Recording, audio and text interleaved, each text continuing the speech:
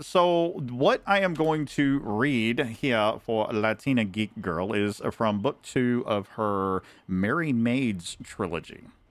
And Bentino Acalpa was a beautiful mining planet. The captain told us our orders before we made it to orbit. Marco was to land us in a busy port, about 40 minutes from where we needed to be. She and AJ would bargain with the locals to refresh our supplies and keep them distracted while Gig and I went to the nearby mines under the cover of darkness. We were to find the Starkiller piece buried in one of the mines and return it to the ship without anyone noticing we were there. Our instructions on where to look once we got to the mine were frustratingly unspecific. Gig asked the captain 4 or 5 different ways the same basic question. Where do we look? She knew as much as we did, which was what the council had told her. Now that Hector was gone, finding the Starkiller pieces was a guessing game. "Are you ready for this mission?" Marco asked me.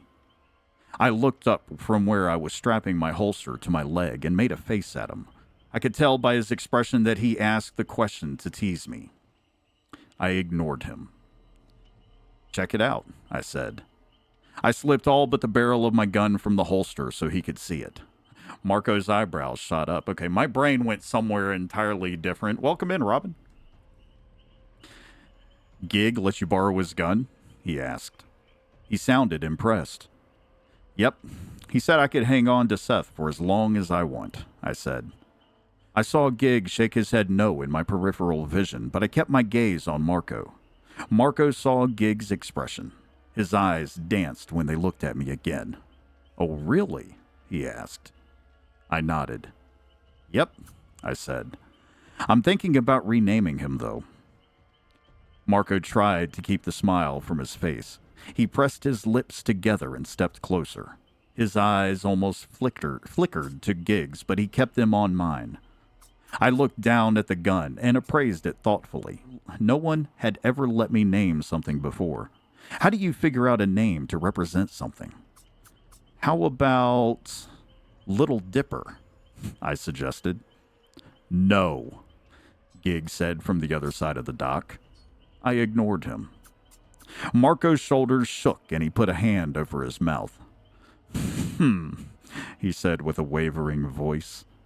"That name is fine, but it doesn't seem to fit." I sighed. He was right. "Maybe Trevor?" I looked up at Marco to see what he thought of that.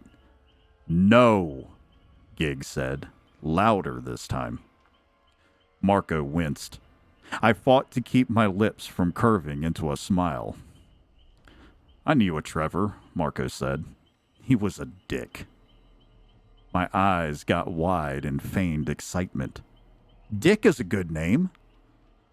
Gig was in front of me all of a sudden. He reached out to take the gun at my hip. I hadn't seen him move toward me. I jumped away from him so he couldn't take the gun from me and raised my arm to block him. "Don't touch my dick!" I shouted.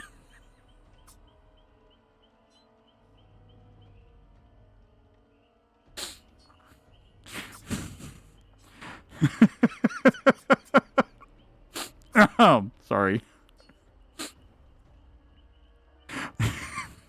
Okay, listen. If I were to actually be recording this for a narration, I would have to stop at this point. God damn it!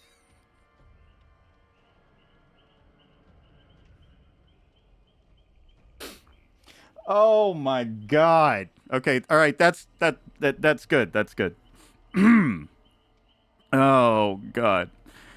Marco burst into loud, snorting laughter. Gig froze with wide eyes and stared at me like I'd lost my damn mind.